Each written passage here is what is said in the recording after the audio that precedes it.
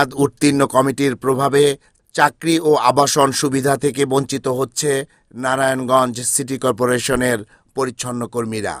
Narayanganj city কর্পোরেশনের ২৭টি ওয়ার্ডে প্রায় ১২০০ পরিচ্ছন্ন কর্মী প্রতিনিয়ত নগরবাসীর সেবায় কাজ করে যাচ্ছে, অথচ তারাই প্রতিনিয়ত চাকরির ঝুঁকি আর আবাসন সমস্যা নিয়ে জিম্মি হয়ে পড়েছে সিটি কর্পোরেশনের ওয়ার্কার্স ইউনিয়নের সভাপতি শিমুল ও সাধারণ সম্পাদক কিশোর সহ অন্যান্য সদস্যদের হাতে। ইউনিয়নের গঠনতন্ত্র অনুযায়ী ২ বছর মেয়াদী কমিটি বিগত ২০২৩ সালে মেয়াদ উত্তীর্ণ হওয়ার পরও গত ২ বছর যাবৎ বহাল তবিয়তে তাদের আধিপত্য বিস্তার করে যাচ্ছে পরিচ্ছন্ন কর্মীদের উপর।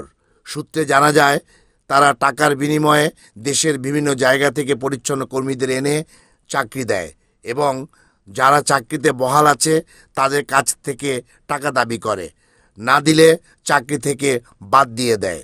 শিমুল আর কিশোর ৬ মাস কাজ করেছে। কাজ করার পর আমি যখন বেতন চাইছি তখন আমরা না করে দিছে। শিমুলের কাছে যাওয়ার পর তারা ২ লক্ষ টাকা চাইছে, কিন্তু আমরা টাকা দিতে পারতাছি না। তারপর আমরা গেছি বিজয়ের কাছে যাওয়ার পর সে আমাদের কাছে থেকে ৫০,০০০ টাকা চাচ্ছে, আমরা সেটাও দিতে পারতাছি না। আমি কিশোরের কাছে আবার ফিরে যাওয়ার পর তারা বলতেছে যে ২ লক্ষ টাকা চাইছে দুজনের কাছে থেকে, আমাদের কাছে তো লক্ষ লক্ষ টাকা নিয়ে মানুষ ঘুরতেছে চাকরির জন্য।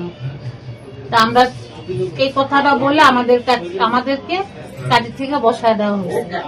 আমি বসাই দিয়েছে তারা বলছিল যে বসাই দিয়ে আরেকটা লোক আছে, ওনার থেকে কত টাকা খাইছে না খাইছে জানি না, কিন্তু আমার থেকে চাইছে যে দুজনে ১ লাখ টাকা দিতেই হবে। ওয়াইফ মারা যাওয়ার সীমারানী অনেকদিন ধরে মারা গেছে। এর একটা সিটি কর্পোরেশনের চাকরি আছিল, সেইটা আমার মেয়ের নামে দেওয়ানোর লিগে আমরা ফাইল অনেক দৌড়দৌড়ি করে নিশ্চিত দীর্ঘদিন ধরে এই মেয়েতে চাকরি হয়েছে।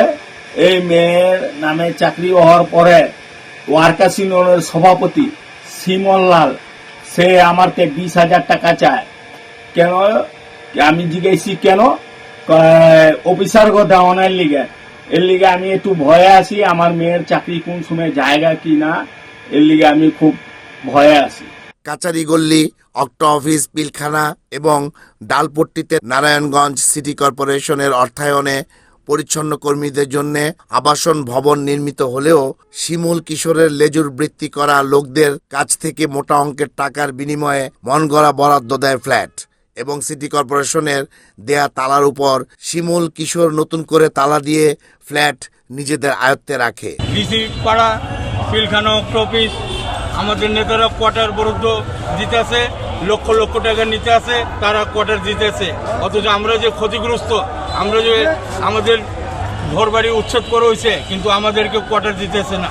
আমরা তাদের কাছে গেলে আমাদেরকে কোনো বনেই ধরে না, আমাদের কোনো কাগজপত্রই নেয় না, এবং যারা ২ লাখ ৩ লাখ টাকা করে দিতেছে তাদেরকে রুম দিতেছে, তাদেরকে ঘর দিতেছে।